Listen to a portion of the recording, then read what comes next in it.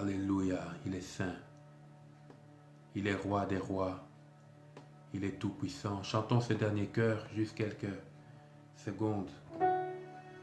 Reçois favorablement les paroles de ma bouche et les sentiments de mon cœur, ô Seigneur.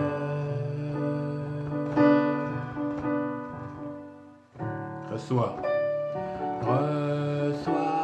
c'est une prière favorablement les paroles de ma bouche et les sentiments de mon cœur, ô Seigneur.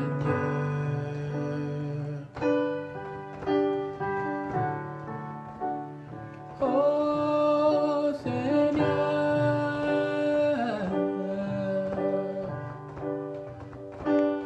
mon rocher. Ô Seigneur, ensemble. Ô Seigneur,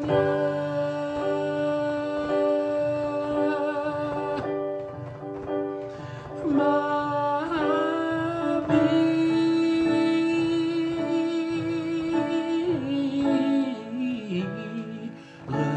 reçoit favorablement les paroles de ma bouche et les sentiments de mon cœur, ô Seigneur.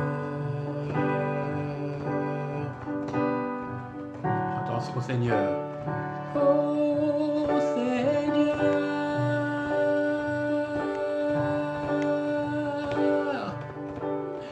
mon rocher. Alléluia. Oh Seigneur,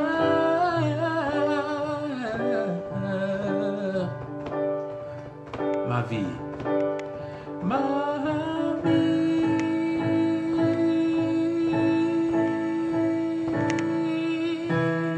reçoit favorablement les paroles de ma bouche et les sentiments de mon cœur, ô Seigneur.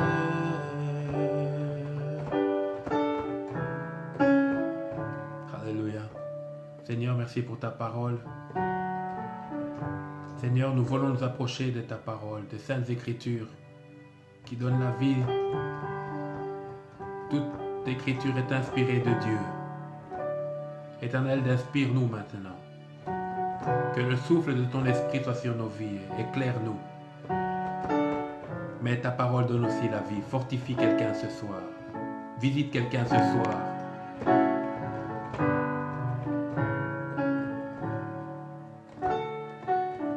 Amen. Alléluia.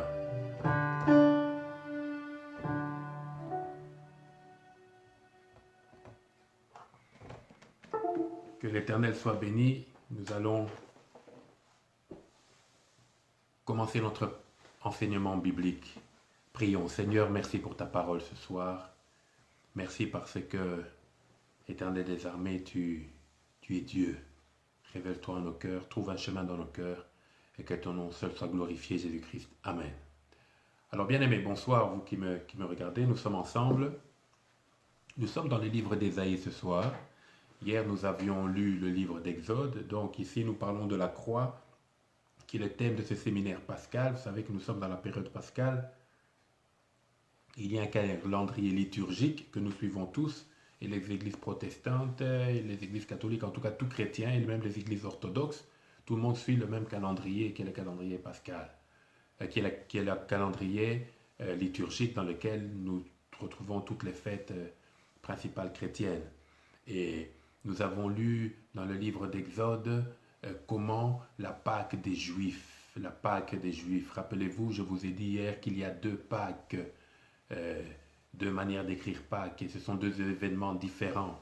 La première manière, c'est P-A, accent circonflexe, Q-U-E, c'est la Pâque des Juifs. C'est l'agneau qu'ils ont pris la nuit où ils sortaient d'Égypte sous la puissante main de Dieu, alors que le premier-né de tous les Égyptiens était en train de mourir. Pharaon a accepté que le peuple juif parte et c'était la délivrance. Le mot Pâques veut dire passer outre. Au fait, ça veut dire délivrance, quoi. Dieu vous fait passer outre en dépit des obstacles, en dépit de la puissance des ténèbres, en dépit de la puissance de la magie, en dépit de la puissance de l'envoûtement, en dépit de la condamnation, en dépit de la maladie, en dépit de Covid-19, en dépit de la pauvreté. Dieu vous libère et il vous met au large. C'est ça la Pâque. Ça, c'est la Pâque des Juifs. Maintenant, le mot Pâque, c'est la fête que nous fêtons maintenant et qui était typifiée, hein, par la fête des Juifs. Donc la fête des Juifs, c'était tout simplement le symbolisme de ce que Jésus accomplirait à la croix. C'est ça quand je dis typifié. Nous fêtons la Pâque avec un S. P, A, accent circonflexe, Q, U, E, S. Cette Pâque-là, c'est la mort, c'est d'abord la crucifixion de Jésus-Christ, sa mort, sa résurrection. La Pâque, c'est ça. Parce que Jésus est ressuscité. Ça, c'est le fait différent de toutes les autres offrandes. Aucune offrande faite au Père n'a jamais été ressuscitée. Mais Jésus, lui, il est ressuscité. Ça, c'est la Pâque que nous fêtons. Voilà. Donc Jésus est venu accomplir spirituellement ce que les Juifs accomplissaient matériellement. Alléluia. Donc, nous sommes en train de voir l'œuvre de la croix dans l'Ancien Testament et demain nous allons entrer dans le Nouveau Testament et les dimanches matins aussi. Mais pour l'instant nous restons encore dans l'Ancien Testament. Nous étions dans le livre d'Exode, donc des années, des centaines d'années avant. Maintenant nous sommes dans le livre d'Ésaïe. Qui est Ésaïe? Ésaïe est un prophète qui a vécu 800 ans, donc 8 siècles avant Jésus-Christ. 8 siècles, ça fait 800 ans, ça fait beaucoup d'années. Et Ésaïe a prophétisé, c'est-à-dire il a parlé de la part de Dieu. La prophétie, c'est quand vous parlez de la part de Dieu. La prophétie n'émane pas du fruit de la pensée ou du fruit des observations. C'est vraiment un souffle que Dieu met sur le cœur de quelqu'un et qui passe par son esprit et qui libère une parole qui vient du Seigneur. Et Ésaïe a prophétisé 800 ans avant que Christ se manifeste sur terre dans la forme, donc, de manière incarnée, mais il a prophétisé comme s'il avait vu la crucifixion, le prophète Ésaïe. Le nom d'Ésaïe veut dire l'Éternel sauve. Comme je l'ai dit, le nom de Jésus, ou Josué, Joshua, c'est le sauveur. Donc, Ésaïe a eu le portrait parfait de ce que Christ ferait. Je vous rappelle, dans l'Ancien Testament, au niveau d'Exode, les Juifs ont eu le rituel parfait qui typifiait déjà la Pâque qui serait à venir, la Pâque parfaite, c'est-à-dire la mort de Jésus-Christ à la croix, qui lui mourra et s'offrira comme l'offrande parfaite à Dieu. L'offrande à qui? À Dieu. Et Ésaïe, lui, va prophétiser, il va dire maintenant ce que Dieu a mis sur son cœur et il sera en train de dépeindre ce qui va se passer 800 ans plus tard. Alors, nous sommes dans Ésaïe chapitre 53 et nous allons lire... Bon, l'étude biblique que je fais ici, ce n'est pas une étude biblique où nous allons fouiller plusieurs versets comme ça dans toute la Bible. Non, je prends une portion des Écritures qui est une longue portion des Écritures et je vais sur les faits que moi j'ai trouvés essentiels, les faits saillants, pour que nous puissions comprendre le message non seulement de l'auteur, mais aussi la pensée que Dieu a voulu communiquer à travers l'auteur que nous lisons. Donc nous sommes dans Ésaïe 53, je lis. Je vais lire tout le chapitre et ensuite je vais souligner quelques points. Donc ici c'est Ésaïe qui écrit, 800 ans avant que Christ meure et ressuscite à la croix. Naisse d'abord et puis meurt et ressuscite à la croix. Je lis Ésaïe 53, tout le chapitre. Qui a cru à ce qui nous était annoncé? Qui a reconnu le bras de l'Éternel? Verset 2. Là, on parle de Jésus. Il s'est élevé devant lui comme une faible plante, comme un rejeton qui sort d'une terre desséchée. Il n'avait ni beauté, ni éclat pour attirer nos regards, et son aspect n'avait rien pour nous plaire. Méprisé et abandonné des hommes, homme de douleur et habitué à la souffrance, semblable à celui dont on détourne le visage. Nous l'avons dédaigné, nous n'avons fait de lui aucun cas. Ici on parle de Jésus. Verset 4. Cependant, ce sont nos souffrances qu'il a portées, c'est de nos douleurs qu'il s'est chargé, et nous l'avons considéré comme puni, frappé de Dieu et humilié. Mais il était blessé pour nos péchés, brisé pour nos iniquités. Le châtiment qui nous donne la paix est tombé sur lui, et c'est par ses meurtrissures que nous sommes guéris. Verset 6. Nous étions tous errants comme des brebis, chacun suivait sa propre voie, et l'Éternel a fait retomber sur lui l'iniquité de nous tous. Il a été maltraité et opprimé, et il n'a point ouvert la bouche, semblable à un agneau qu'on mène à la boucherie. Rappelez-vous de l'agneau pascal. Ici, Ésaïe fait allusion à l'agneau pascal que nous avons vu dans Exode 12. Cet agneau qu'il fallait égorger, qu'il fallait rôtir, qu'il fallait manger rapidement, et une fois qu'on l'a mangé, on mettait sa ceinture et au signal donné, alors que le sang de l'agneau était mis sur le linteau de la porte, on sortait. C'était la délivrance, c'était le salut, c'était la bénédiction. Les chaînes tombaient, la servitude de Pharaon était mise à mal, était brisée. Voilà ce que Jésus est venu faire sur terre. Alléluia. Donc je reprends le verset 7. Il a été maltraité et opprimé, il n'a point ouvert la bouche, semblable à un agneau qu'on mène à la boucherie, à une brebis muette devant ceux qui la tondent, il n'a point ouvert la bouche. Verset 8. Il a été enlevé par l'angoisse et le châtiment, et parmi ceux de sa génération, qui a cru qu'il était retranché de la terre des vivants et frappé pour les péchés de mon peuple? Verset 9. On a mis son sépulcre parmi les méchants, son tombeau avec le riche, quoiqu'il n'ait point commis de violence et qu'il n'y ait point eu de fraude dans sa bouche, fraude, c'est-à-dire de mensonge, de péché, de licence. Il a plu à verset 10, il a plu à l'Éternel de le briser par la souffrance. Bien-aimé, Jésus a été brisé par la souffrance. Il a plu à l'Éternel au Père de briser Christ par la souffrance. Et l'apôtre Pierre dit, ne vous étonnez pas si il vous arrive de souffrir, mais que ce soit pour l'évangile et non parce que tu es voleur ou adultère. Il a plu à l'Éternel de le briser par la souffrance après avoir livré sa vie en sacrifice pour le péché. Il verra une postérité et prolongera ses jours. Et l'œuvre de l'Éternel prospérera entre ses mains. C'est quoi l'œuvre de l'Éternel? C'est l'œuvre du salut par le biais de l'Église. Verset 11. À cause du travail de son âme, il rassasiera ses regards. Par sa connaissance, mon serviteur juste justifiera beaucoup d'hommes et il se chargera de leurs iniquités. Enfin, le verset 12, qui est un long verset, c'est pourquoi je lui donnerai sa part avec les grands. Ici, c'est le bénéfice que Christ a eu après la résurrection. C'est pourquoi je lui donnerai sa part avec les grands. Il partagera le butin avec les puissants, parce qu'il s'est livré lui-même à la mort et qu'il a été mis au nombre des malfaiteurs, parce qu'il a porté les péchés de beaucoup d'hommes et qu'il a intercédé pour les coupables. Qui étaient les coupables? C'est toi et moi. Alors, reprenons à partir du verset 1. Ici, Ésaïe pose une question. Qui a cru à ce qui nous était annoncé? Qui a reconnu le bras de l'Éternel? Ésaïe se projette dans le futur. Dieu met une pensée sur son cœur. Il voit l'œuvre de la croix et il pose la question. Qui a cru que c'est Dieu qui est en train de faire cette œuvre? C'est-à-dire, ne vous rendez-vous pas compte que ce que l'œuvre salvatrice à travers l'œuvre de la croix que Dieu veut faire s'accomplira? Et Ésaïe l'a vu s'accomplir. C'est pour ça qu'on se pose la question, mais comment se fait-il que tous les saints de l'Ancien Testament, les Ésaïe, les Abraham, comment se fait-il qu'ils ont aussi été sauvés? Mais parce qu'ils ont cru.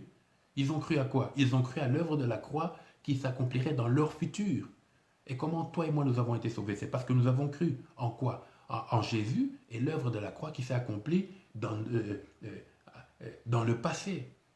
Eux voyaient ce qui allait arriver, nous avons vu ce qui est arrivé, mais chacun nous avons cru au même Seigneur, Jésus-Christ. Alléluia. Qui a reconnu le bras de l'Éternel? Nous devons discerner que l'œuvre de la croix, c'est l'œuvre de Dieu. Alléluia. Comme nous avons vu dans le livre d'Exode hier, que la Pâque des Juifs, c'est la Pâque de l'Éternel. C'est Dieu qui est à l'œuvre, c'est Dieu qui est à la manœuvre. Dieu le Père qui est à la manœuvre. Verset 2. Il s'est élevé, lui, comme une faible plante, comme un rejeton qui sort d'une terre desséchée. Il n'avait ni beauté ni éclat pour attirer nos regards, et son aspect n'avait rien pour nous plaire. Ici, l'auteur, donc Ésaïe, fait allusion à l'humanité de Christ. Comment Jésus-Christ est né? Lui qui est Dieu, lui qui est l'Éternel. Il est venu dans une famille pauvre de Bethléem. Il est venu dans une famille pauvre de Bethléem. Je dis de Bethléem parce que à cause du recensement, Marie et Joseph ont dû aller mettre au monde à Bethléem parce que Joseph était de Bethléem. Donc, bien aimé, il est venu dans une famille pauvre de Bethléem. Il est venu comme un rejeton. Il n'y avait pas une gloire ostentatoire comme nous les hommes nous aimons. Tout ce qui brille, tout ce qui fait du bruit, tout ce qui vibre, tout ce qui fait ceci, tout ce qui fait cela. Jésus n'est pas venu comme ça. Il n'est pas venu pour frapper les regards. Il n'est pas venu pour impressionner les regards. Jésus est venu en toute humilité. Alléluia. Il est revenu comme un rejeton. Un rejeton, c'est-à-dire quelqu'un dont on ne tient pas cas. On ne fait pas cas. Dans la Bible, il y a eu des rejetons comme David. Pendant que tous ses frères étaient en train de parler avec Samuel, son père même avait oublié que le rejeton qu'il avait, David, était en train de garder les troupeaux. Et pourtant, c'est lui qui était pointé pour devenir roi d'Israël. Il y a d'autres rejetons comme Jephthé. Jephthé qui était un enfant qui était né d'un autre mariage et finalement qui était rejeté par ses frères. Mais quand l'ennemi est venu, comme Jephthé est un homme de guerre, on est parti le chercher. Bien-aimé, ceux qui t'ont abandonné, ceux qui t'ont délaissé viendront te chercher. Pourquoi? Parce que l'Éternel est avec toi. Alléluia. Donc Christ n'avait ni beauté, ni éclat pour attirer nos regards. Et son aspect n'avait rien pour nous plaire. Bien-aimé, le royaume de cieux, quand il se manifeste sans même qu'on ait l'impression qu'il est là. C'est pour ça, des fois, tu as l'impression que Dieu t'a abandonné. Des fois, tu as l'impression que Dieu n'agit pas. Des fois, tu as l'impression que Dieu ne t'écoute pas. Et pourtant, il est à l'œuvre. Dieu agit le plus souvent en silence. Dieu agit le plus souvent en silence parce qu'il est souverain. Un souverain, ce n'est pas quelqu'un qui crie. C'est quelqu'un qui pose des actes dans sa souveraineté et il envoie les effets. Donc, bien-aimés, faisons attention à cet évangile sensuel, cet évangile émotionnel, cet évangile matériel, cet évangile philosophique, tout ce qui touche les sens, tout ce qui touche à l'intellect. Non, l'évangile, ce n'est pas ça. L'évangile, c'est la puissance de Dieu pour le salut de quiconque croit. L'évangile ne passe pas par les sens, par l'odorat, par le toucher, par le goût, par la vue, par l'ouïe. Non, l'évangile est spirituel. L'évangile passe par l'esprit. C'est pour ça que quand Dieu te parle, il passe par ton esprit. Alléluia. Dieu est esprit. Il faut que ceux qui l'adorent, l'adorent en esprit, en vérité. Dieu est esprit. Alléluia. Jésus n'impressionne pas. Jésus, ce qui impressionne dans ce que Christ fait, ce sont les œuvres qu'il accomplit. Alléluia. Alors, regardez la conséquence. Comme il est venu sans beauté ni éclat pour attirer nos regards. À chaque fois qu'on voit un film de Jésus, c'est quelqu'un qui a des yeux bleus. D'abord, Jésus n'était pas occidental. Jésus était du type d'Asie mineure. Jésus ressemblait aux Arabes et aux Juifs que vous voyez en Asie mineure. Ça, c'est un fait ethnologique. Jésus avait la pommade, Jésus avait les cheveux noirs, Jésus ressemblait à Monsieur Tout-le-Monde, Jésus ne ressemblait pas à une superstar d'Hollywood. C'est pour ça que si toi tu vas à l'église parce que ton pasteur ressemble à un acteur de cinéma, tu fais mal. Va là où Dieu te dit d'aller, même si ton pasteur n'est pas beau, même si les chefs ne sont pas excellentes, même si le son n'est pas bon, c'est toi qui présent qui va arranger et qui va amener à plus là où Dieu t'a envoyé. N'attends pas que tout te vienne comme ça. Alors bien aimé, la conséquence, comme Jésus est venu simplement, voilà la réaction des hommes au verset 3. Mépriser et abandonner des hommes, hommes de douleur et habitués à la souffrance. Donc en fait, Jésus, lorsqu'il s'est incarné, parce que Jésus est éternel, bien sûr, il s'est manifesté déjà avant dans les théophanies, comme l'ange de l'éternel, mais il a plu au Seigneur de le faire naître de manière charnelle pour qu'il soit un vrai homme aussi, quoique étant aussi 100% Dieu. Comme il n'attirait pas les regards, comme il était normal et qu'il était modeste, il a été méprisé et abandonné des hommes, hommes de douleur et habitués à la souffrance, semblable à celui dont on détourne le visage. Nous l'avons dédaigné, nous n'avons fait de lui aucun cas. Ici, le prophète Ésaïe fait allusion à la vie de Jésus. On se demande, mais on voit Jésus naître, ensuite on le voit au 8e jour aller se faire circoncire au temple, ensuite les évangiles parlent de lui lorsqu'il a 12 ans, il parle avec les pharisiens et voilà, on s'étonne de son savoir, et ensuite on n'entend plus parler de lui, jusqu'à ce qu'il ait 30 ans et qu'il vienne s'asseoir là où Jean-Baptiste était en train de baptiser. Et Jean-Baptiste discernera que c'est lui l'agneau de Dieu parce que lorsqu'on le baptise, il voit la colombe qui typifie le Saint-Esprit descendre sur lui, il entend la voix du Père. Alors on se pose la question, mais qu'est-ce que Jésus a fait entre 12 ans et 30 ans? Mais c'est écrit. Il a vécu une vie modeste, une vie normale.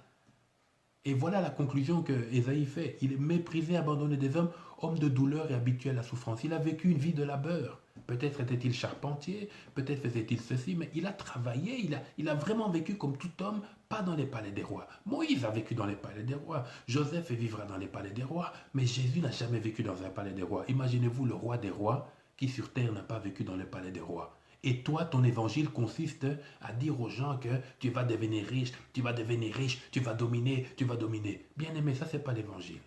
L'évangile fait pleure sur tes péchés, accepte Jésus-Christ et tu seras sauvé. Et quand tu es sauvé, alors là, Dieu va te bénir. Donc Jésus a vécu une vie de monsieur tout le monde. Semblable à celui dont on détourne le visage, nous l'avons dédaigné, nous n'avons fait de lui aucun cas. Alors au verset 4, on dit cependant.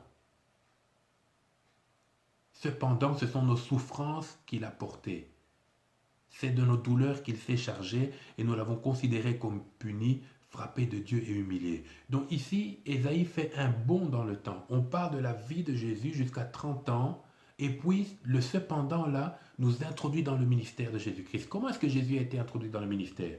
Il a été baptisé. Est-ce que Jésus devait être baptisé? Non. Mais il dit à Jean-Baptiste, hein, il est bon que cela se fasse selon les Écritures. En fait, Jésus a été baptisé, pourquoi? C'était son intronisation dans le ministère. Rappelez-vous, on appelait Jésus Rabbi. Jésus a été baptisé tout simplement parce que à chaque fois qu'un rabbin ou un maître devait être intronisé, qu'est-ce qu'il se passait? Il fallait qu'un autre l'introduise. Il fallait un parrainage. C'est pour ça que Élie va introduire Élisée. C'est pour ça que Paul va introduire Timothée. C'est pour ça que Moïse va introduire Aaron. Il fallait que quelqu'un introduise Christ. Autrement, il ne se serait pas soumis à la loi. Parce que Jésus est le seul qui s'est soumis à la loi sans pour autant briser un commandement de la loi.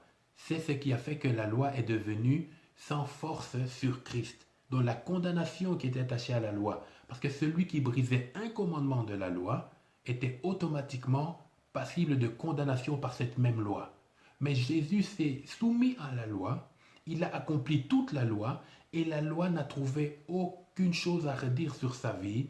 Ainsi la loi a perdu de la force et Jésus a pris de la force. Bien-aimé, l'humilité précède la gloire. Tu ferais mieux de t'humilier. Tu ferais mieux de t'humilier sous la puissante main de Dieu afin qu'il, lui le Père, t'élève au temps convenable. Alléluia. L'orgueil aussi précède la chute. Nous devons faire attention. Jésus, lui, s'est humilié.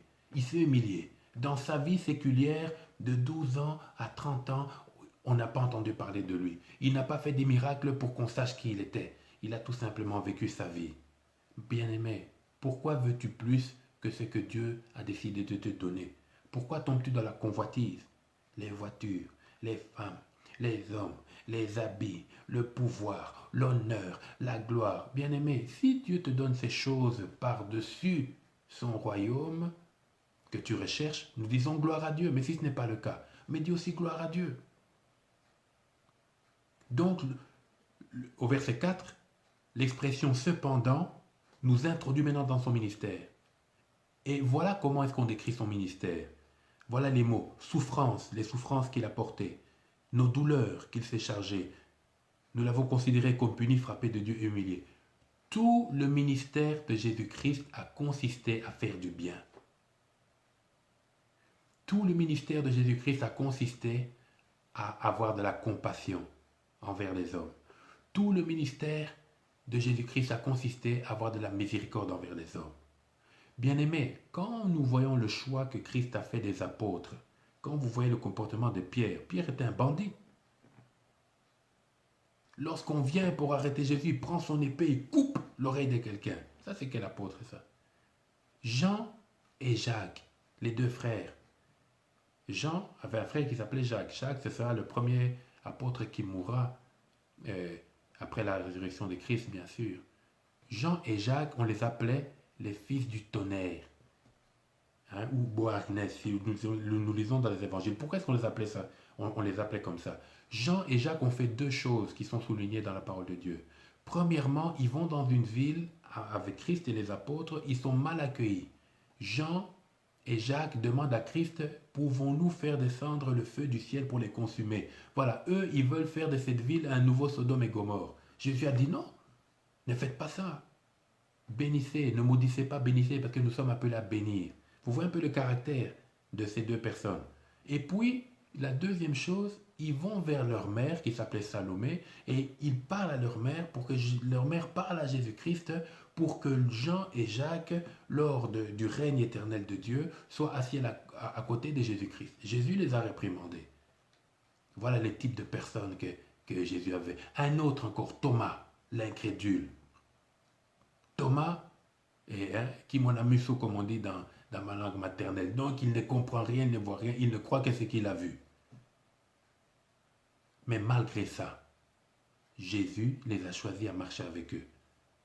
Vous voyez un peu? Donc, c'est-à-dire que l'expérience de Christ, c'était la douleur, c'était supporter les gens, c'était aider les gens, c'était pour pleurer pour les gens. Vous voyez, même devant la tombe de Lazare, il a pleuré.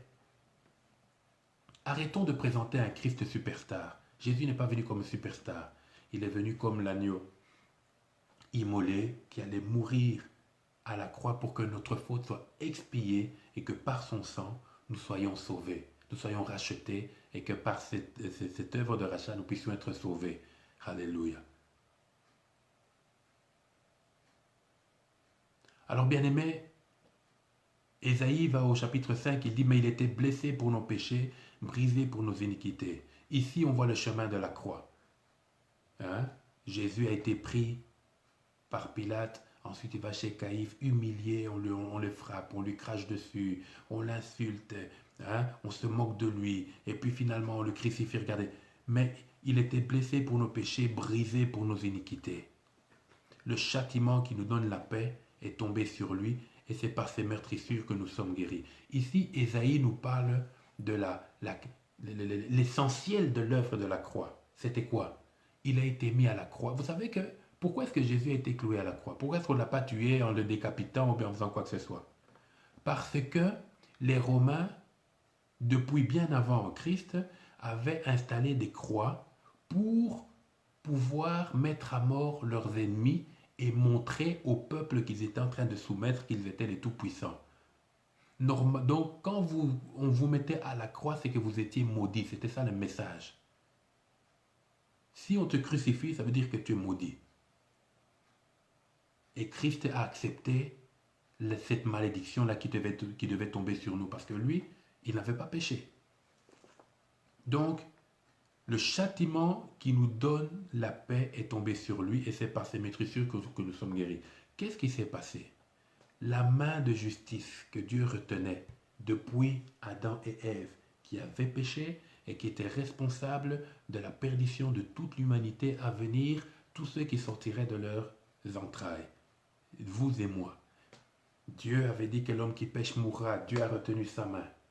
Il a vu Adam et Ève, il a retenu sa main, il les a pris, il les a sortis d'Éden, il a mis 2 chérubins et Adam et Ève ont continué leur vie. Ils ont eu Caïn, Abel, ils ont eu d'autres enfants aussi qu'on ne cite pas. Vous savez, dans la tradition juive, on ne cite pas les femmes, on ne cite pas les filles. Donc très certainement, ils ont eu aussi des filles. Hein? David avait aussi des sœurs, mais on ne les cite pas. Jésus aussi a eu des demi-frères et des demi-sœurs. C'est écrit noir sur blanc dans la parole de Dieu. Ils ne sont pas Dieu parce qu'eux sont nés de Marie et de Joseph. Alors que Jésus est né de manière surnaturelle, de manière divine, de Marie tout simplement, par la puissance du Saint-Esprit. Jésus est né quand Marie était vierge. Ensuite, lorsque Jésus est né, Marie a connu Joseph, Joseph a connu Marie, ils ont eu des enfants par la voie naturelle, et là Marie n'était plus vierge. Donc nous, notre position théologique, nous ne disons pas que Marie est l'Immaculée Conception, parce que Immaculée fait référence à la virginité. Nous disons non, Marie n'est pas restée vierge. Elle a mis au monde comme une femme normale, elle a eu des enfants, et d'ailleurs 2 de ces enfants qui sont présentés comme, qui eux-mêmes se présentent comme les frères de Jésus, sont des auteurs bibliques. Il y a celui qui a écrit l'épître de Jacques, celui qui deviendra le chef de l'église de Jérusalem, c'est Jacques. Et Jude, celui qui a écrit l'épître de Jude aussi, c'est un demi-frère de Jésus-Christ. Si nous pourrons faire cette étude biblique un autre jour, mais c'est écrit noir sur blanc. Donc Marie n'est pas l'Immaculée Conception. Marie, c'est une femme. Nous ne pouvons pas prier Marie. Nous pouvons seulement bénir Dieu d'avoir utilisé cette femme. Alléluia. Comme nous bénissons Dieu d'avoir utilisé Abraham, nous bénissons Dieu d'avoir utilisé Joseph, nous bénissons Dieu d'avoir utilisé l'apôtre Paul, nous bénissons Dieu d'avoir utilisé Marie. Mais Marie n'est pas un moyen pour arriver à Christ. Non. Amen. Alléluia. Peut-être que ce que je dis vous choque, mais c'est biblique. Je peux prouver tout ce que je dis. Alors, on voit ici que la condamnation qui devait tomber sur Adam, sur l'humanité, a été retenue jusqu'au jour où elle est tombée sur Christ. Et ce qui faisait que cette condamnation était retenue, ce châtiment, c'était justement les offrandes sanglantes. Nous le voyons lors de la Pâque juive. À chaque fois, il fallait présenter des offrandes à Dieu, présenter des offrandes à Dieu, présenter des offrandes à Dieu. Et la justice de Dieu retenait la main de Dieu. Mais le jour où le sacrifice parfait est monté à la croix de lui-même, le châtiment qui nous était destiné à nous qui l'humanité, est tombé sur Christ. Alléluia. C'est pour ça qu'il s'est présenté comme une victime, hein, et il a expié nos fautes, donc il a payé nos fautes, celles qui nous est, nos fautes à nous, il les a payées, quoique juste, il est mort comme un injuste. Et quand on dit la malédiction, le châtiment, ou dans d'autres versions, la malédiction qui nous donne la paix tombée sur lui, c'est-à-dire lorsque la malédiction de Dieu, c'est le châtiment, la colère de Dieu est tombée sur lui parce qu'il devait payer comme pécheur, il n'avait pas péché, mais il a pris nos iniquités, c'est comme s'il avait mis sur lui un manteau de péché, sans pour autant qu'il ait la nature pécheresse. Ainsi, il s'est identifié à nous, et la colère de Dieu est tombée sur lui, et c'est ce châtiment qui, par conséquent, par voie de fait, nous donne la paix. Le fait que j'échappe à la condamnation, automatiquement je suis relaxé. Vous voyez? Le châtiment nous donne la paix. C'est ce que ça veut dire. Par sa condamnation à lui, il paye le prix, donc moi je n'ai plus rien à payer. Et c'est par ces meurtrissures que nous sommes guéris. Et au même moment, alors qu'il était châtié, alors qu'il était blessé, alors qu'il était tué, au même moment, lorsque son sang a coulé, ces meurtrissures, vous savez, les meurtrissures de Christ, ce sont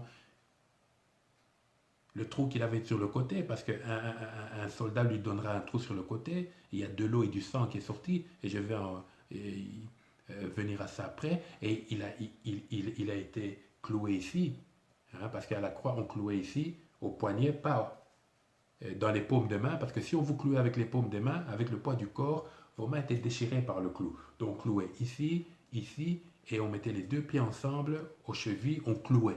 Et ça, ce sont les meurtrissures de Christ. Mais nous ne devons pas adorer les meurtrissures de Christ, puisqu'il y a cette discussion. Oui, mais Thomas, quand Jésus lui a montré les mains, est-ce qu'il y avait des trous ou il n'y avait pas des trous? Bien aimé, qu'il y ait des trous ou qu'il n'y ait pas des trous, nous regardons l'œuvre de la croix. Donc c'est l'œuvre que Christ a fait à la croix qui sauve. C'est pas le fait qu'il ait des trous ou pas des trous. Pour savoir s'il avait des trous encore ou pas des trous, mais tu verras ça dans l'éternité. Calme-toi. Alléluia.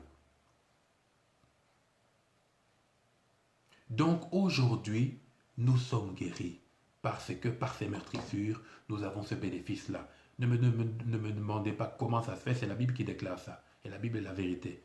Donc je suis guéri par ces meurtrissures. C'est à moi de saisir cette parole. Tu es malade, tu as été touché par la pandémie, tu as de la gastrite, tu as de l'obésité, tu as des tensions, tu as un cancer, tu as des problèmes d'os, tu as des problèmes, je ne sais pas, quelques problèmes physiques que ce soit, saisis cette parole.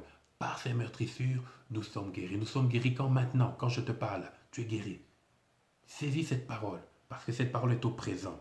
Ésaïe prophétise 800 ans avant, mais il dit que par notre meurtrissure, nous sommes guéris. Alors, verset 6, nous étions tous errants comme des brebis, chacun suivait sa propre voie, et l'Éternel a fait retomber sur lui l'iniquité de nous tous. On explique encore donc, vraiment, la condamnation qui était destinée à l'humanité tombée sur Christ. Quoique, il ne méritait pas ça parce qu'il n'a jamais péché. Mais il a pris notre place. Il a pris ta place, il a pris ma place. Verset 7, il a été maltraité, opprimé, il n'a point ouvert la bouche semblable à un agneau qu'on mène à la boucherie, à une brebis muette devant ceux qui l'attendent, il n'a point ouvert la bouche. Ici, on nous dit que Christ n'a point ouvert la bouche. Christ n'a pas cherché à se justifier. Il a seulement accepté. Rappelez-vous quand le Père dit, qui enverrai-je? Christ lui-même s'est proposé, il a dit j'irai. Il savait la mission pour laquelle il était parti. Rappelez-vous dans le chemin de Gethsémané, alors qu'il était en train de prier, il a dit, Père, Père, Père, Père, si tu peux éloigner de moi cette coupe, fais-le. Néanmoins, non ma volonté, mais ta volonté. Jésus est monté librement à la croix. Ce n'est pas Satan qui a pris Jésus et qui l'a envoyé à la croix. Même Pilate lui a dit, mais après l'avoir jugé, il dit, mais je ne trouve pas de faute dans cet homme. Mais les pharisiens, les juifs ont dit, non, crucifiez-le. Et ils ont dit à Pilate, si tu ne le crucifies pas, on dira que tu es contre César. Là, Pilate a eu peur, parce que le procès de Jésus-Christ, c'est un procès religieux. Les Juifs l'accusaient de quelque chose qu'il n'avait pas fait. D'où il ne pouvait pas être condamné. Mais qu'est-ce qu'ont fait les Juifs? Ils ont tourné le procès religieux, ils en ont fait un procès politique. Et ce procès politique a fait que Pilate, à la fin, dit, bon, je me lave les mains. Il a pris de l'eau, il s'est lavé les mains. Il s'est lavé les mains, il a dit, le sang de ce juste ne tombera pas sur ma tête. Et qu'est-ce que les Juifs ont dit? Oui, qu'il tombe sur notre tête. Et jusqu'à présent, le sang de Christ est là sur leur tête. Nous ne condamnons pas le peuple juif d'avoir crucifié Christ parce que c'est par cet acte-là que nous les païens, nous les non-juifs, nous les membres du peuple non élu de Dieu, nous avons eu accès au salut. Mais Christ, dans son amour, Jésus, dans son amour, sauvera le peuple juif au temps fixé par le Seigneur lui-même. Donc, Jésus n'a pas revendiqué sa divinité et sa sainteté. Lui qui était 100% homme et 100% Dieu. Il n'était pas un peu homme et plus Dieu ou plus Dieu. Non, il était 100% homme. Il a connu la fatigue, il a connu la faim, il a connu la soif, il a eu des pensées, il a eu des sentiments. C'était un homme, un vrai homme. Mais non animé par le principe du péché. Et puis, c'est 100% Dieu aussi. C'est pour ça que lors de la montagne de la transfiguration, quand il a été révélé à Pierre, Jacques et Jean qui étaient avec lui, Moïse et Élie étaient ceux avec lui, Pierre a dit non, mais cet homme est Dieu, cet homme est Dieu, cet homme est Dieu. Verset 8, il a été enlevé par l'angoisse et le châtiment, et parmi ceux de sa génération qui a cru qu'il était retranché de la terre des vivants et frappé pour le péché de mon peuple. Voilà pourquoi, bien aimé, il faut faire très attention, tout en étant chrétien, à ne pas devenir religieux. La différence entre la chrétienté et la religion, c'est quoi? La chrétienté, c'est une expérience avec Christ.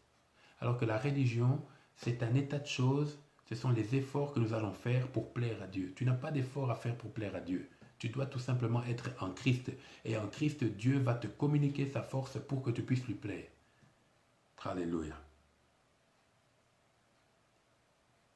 Il a été enlevé par l'angoisse. Et donc, les chefs religieux n'ont pas discerné lors de la crucifixion qu'ils étaient en train d'offrir que l'agneau de Dieu, que eux attendaient le Messie, était en train de s'offrir à Dieu pour le salut du peuple, mais aussi de l'humanité. Les Juifs n'ont pas discerné ça. Eux l'ont condamné comme un voleur. Oh, pourtant, c'était l'offrande divine. On a mis son sépulcre. Verset 9. Parmi les méchants, son tombeau avec le riche, quoiqu'il n'y ait point eu de fraude dans sa bouche. Ici, Ésaïe fait allusion au fait qu'il a été enterré dans le tombeau de Joseph d'Arimathée. Vous voyez, 800 ans avant, Ésaïe prophétise. Il dit ce qui va se passer. Effectivement, lorsque Christ est mort, Joseph d'Arimathée, qui était un disciple de Christ, il entend ça, il vient rapidement et il demande à Pilate le corps de Christ. Il prend le corps de Christ et il le met dans un tombeau que Joseph avait préparé pour lui-même. Donc un tombeau vierge dans lequel personne n'était entré. Alléluia. On mit son sépulcre parmi les méchants, son tombeau avec le riche, quoiqu'il n'ait point commis de violence et qu'il n'y ait point eu de fraude dans sa bouche. Verset 10. Il a plu à l'Éternel de le briser par la souffrance après avoir livré sa vie en sacrifice pour le péché. Ici, Ésaïe souligne encore le fait que Jésus est mort dans la souffrance. Jésus a payé le prix, comme cet agneau immolé qui devait être immolé, qui devait être tué, dont le sang devait couler. Ici, nous faisons référence à l'agneau pascal. L'agneau pascal devait être rôti. Et ça, c'était un symbolisme pour montrer que Dieu, notre Dieu, est un Dieu juste. Dieu n'est pas colérique, mais il est juste. Mais dans sa justice, il peut manifester sa colère. Et Christ est mort dans la souffrance. Christ n'est pas mort avec le sourire. Il est mort dans la douleur. Il est mort dans l'atrocité. Alléluia. Et certains disent même que, certains commentateurs bibliques, au fait qu'il serait mort d'une crise cardiaque. Moi, je ne suis pas médecin, mais peut-être que vous qui êtes médecin, qui m'écoutez, vous pourrez corroborer ce que j'ai dit. Et quand on a percé son côté, au fait, on a touché son cœur, et il y a non seulement du sang, mais aussi de l'eau qui serait sortie, et ce serait un des signes qu'il a eu une crise cardiaque. Mais enfin, ça, ce sont des commentaires bibliques. Ce n'est pas écrit clairement dans la parole de Dieu. Alors on dit, verset 8 toujours, il verra une prospérité et prolongera ses jours, et l'œuvre de l'Éternel prospérera entre ses mains. Vous voyez, on montre cet agneau en train d'être immolé, Christ en train d'être immolé, mais en même temps, il nous est dit au verset 10, dans la deuxième partie, il verra une postérité, ici on parle de l'Église, et prospérera, et l'œuvre de l'Éternel prospérera entre ses mains. Ici on parle de l'Église. Par sa mort, par après l'Église pourra naître. Bien sûr, par la puissance du Saint-Esprit. Et enfin, les versets 11 et 12, à cause du travail de son âme, il rassasiera ses regards. Par sa connaissance, mon serviteur juste justifiera beaucoup d'hommes. Ici, on nous parle de la satisfaction après l'œuvre de la croix. C'est-à-dire, l'œuvre de la croix est une œuvre accomplie. Ésaïe l'a décrit comme une œuvre à venir, mais une œuvre accomplie.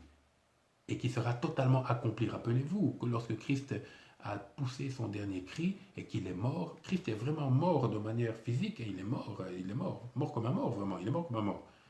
Parce que s'il n'était vraiment pas mort, pas mort en réalité, il n'aurait pas pu aussi ressusciter en réalité. Il est vraiment mort. Et quand il est mort, le voile du temple s'est déchiré. Quel était ce voile? C'était le voile du lieu très saint, dans lequel seul le souverain sacrificateur ne pouvait entrer qu'une fois par an pour offrir une offrande d'expiation pour lui-même et pour le peuple.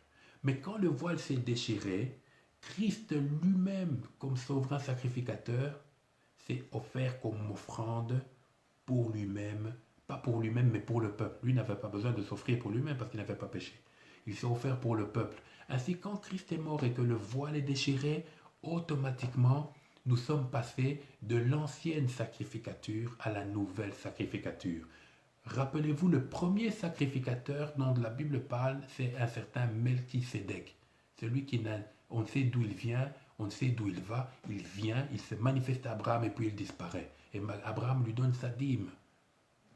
Un sacrificateur, c'est celui qui parle à Dieu du peuple et qui parle du peuple à Dieu. Il présente le peuple à Dieu et il présente Dieu au peuple. C'est le rôle du sacrificateur.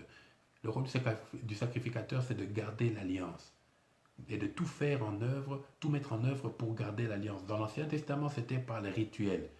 Mais nous, dans la nouvelle alliance, notre sacrificature n'est pas par des rituels. Un rituel, ce sont des mêmes gestes qu'on fait pour apaiser la justice ou la colère de Dieu. Non.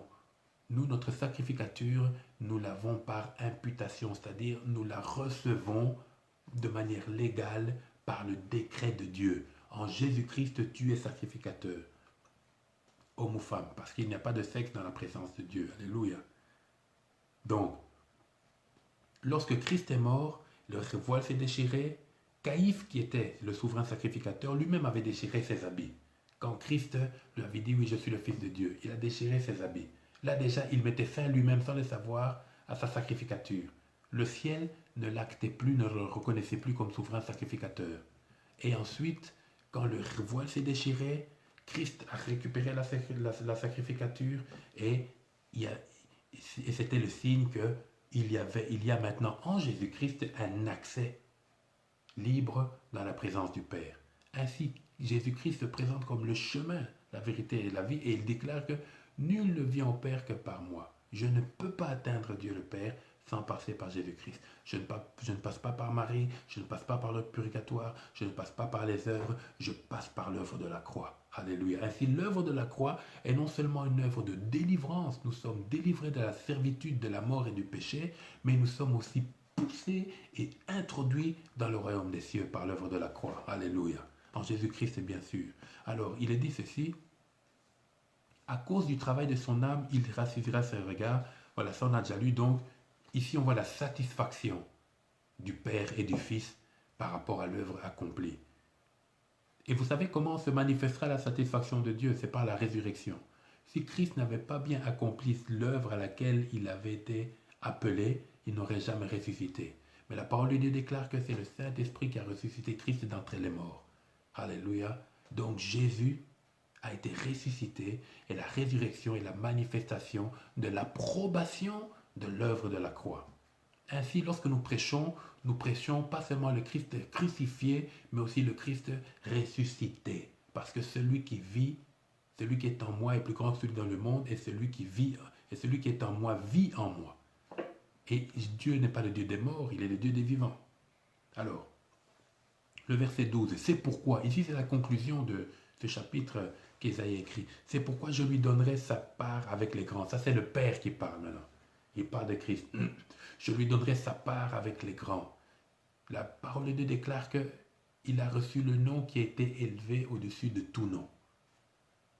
Après la résurrection, imaginez-vous, le Fils est envoyé par le Père, le Fils accepte, il vient sur terre, il est incarné, il naît petit enfant dans l'humiliation et dans l'humilité, il grandit, il fait l'œuvre, il meurt à la croix comme sacrifice parfait, et là il remonte vers le Père pour aller lui présenter son propre sang, le sang qui a coulé, son propre sang. Lorsqu'il lui présente son propre sang, à ce moment-là, le Père lui donne le nom qui est au-dessus de tout nom. Au fait, ce n'est pas que Christ a toujours été l'égal du Père, mais qu'est-ce que ça veut dire qu'il a reçu le nom qui est au-dessus de tout nom? C'est-à-dire que il a été introduit légalement par le Père comme le roi et le régent du royaume.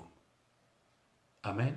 Parce que dans l'éternité, bien-aimés, nous serons avec le Fils, pas avec le Père. Le Père, il reste Père, mais il est là, Dieu sera là. Ce sont des choses que je ne peux pas expliquer, mais lorsque nous voyons dans le livre d'Apocalypse, celui qui nous est décrit sur le trône, c'est le Fils. Ainsi, il est roi des rois. Il est Seigneur des seigneurs. Alléluia. Nous sommes sauvés à cause de Jésus-Christ et en Jésus-Christ. Notre Seigneur, c'est Jésus-Christ. On se pose la question des fois, est-ce qu'il faut adorer le Saint-Esprit? Tu peux adorer le Saint-Esprit parce qu'il est Dieu, mais le Saint-Esprit n'est pas ton Seigneur. Ton Seigneur, c'est Jésus-Christ. Mon Seigneur, c'est Jésus-Christ. Le Saint-Esprit n'est pas monté à la croix. Le Père n'est pas monté à la croix. Alléluia. Donc, il serait bien, ou peut-être préférable d'adorer Jésus, mais tu ne pêches pas si tu adores Dieu de toute façon. Donc, il partagera le butin avec les puissants, parce qu'il s'est livré lui-même à la mort. et qu'il a été mis au nombre des malfaiteurs parce qu'il a porté les péchés de beaucoup d'hommes et qu'il a intercédé pour les coupables. Pourquoi est-ce que la parole de Dieu, j'ai bientôt fini, dans 3 minutes, pourquoi est-ce que la parole de Dieu dit ceci? Il partagera le butin avec les puissants. Qu'est-ce que ça veut dire? Ici, Ésaïe fait allusion aux princes lorsqu'ils allaient au combat avec leur armée.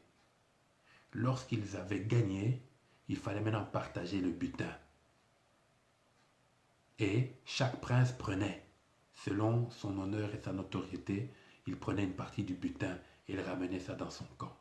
Ainsi, Christ, par l'œuvre de la croix, nous a récupérés des mains de l'ennemi. Il nous a récupérés de l'influence de la mort. Il nous a récupérés de l'influence de la maladie.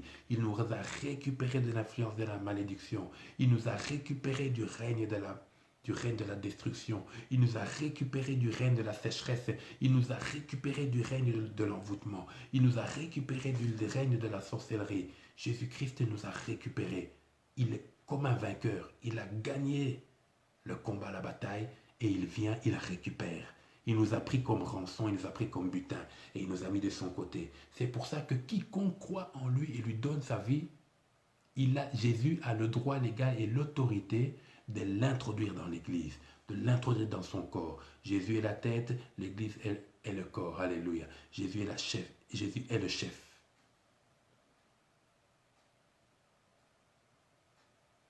Alors, mais on nous dit aussi au verset 12, parce qu'il s'est livré, il partagera le butin avec les puissants. Alors, parce qu'il s'est livré lui-même à la mort, ce n'est pas le diable qui a crucifié Jésus-Christ. Ce n'est pas le diable qui a tué Jésus-Christ. Le diable n'a aucune puissance, aucune force devant l'Éternel. C'est plus qu'une poussière qu'un microbe. Il a été dépouillé, il a été déchu. Ce n'est pas le diable. Jésus s'est livré lui-même. C'est une offrande volontaire. Jésus est monté à la croix parce qu'il l'a voulu. Ce n'est pas le diable qui a piégé. Jésus s'est fait voir et puis on le met à la croix, on le tue. Non. Celui qui a tué Christ à la croix, c'est le Père. Par quoi? Par sa justice. Pourquoi? Parce qu'il fallait que celui qui est maudit meure. Et Jésus est présenté comme le deuxième Adam. Le premier Adam n'a pas été tué comme ça. Il est mort naturellement. Alors la colère de Dieu devait de toute façon tomber sur Adam.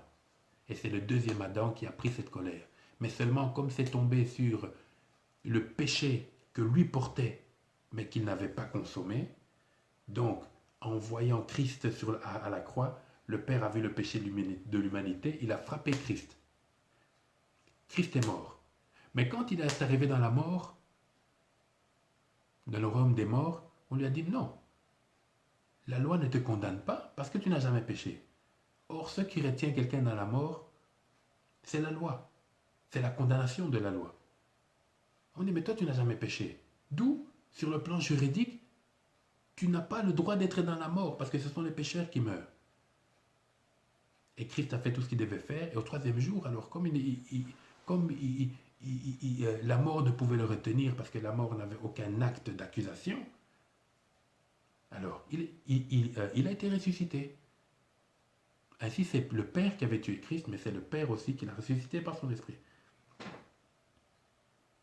Et qu'il a été mis au nombre des malfaiteurs. Pourquoi au nombre des malfaiteurs? Parce que quand Christ était à la croix, il y avait deux malfaiteurs. Rappelez-vous, l'un insultait Christ, l'autre s'est repenti. Et Christ dira à ce malfaiteur, aujourd'hui même, tu seras avec moi au paradis. Ce aujourd'hui-là, ce n'était pas le jour même, parce que Christ est ressuscité.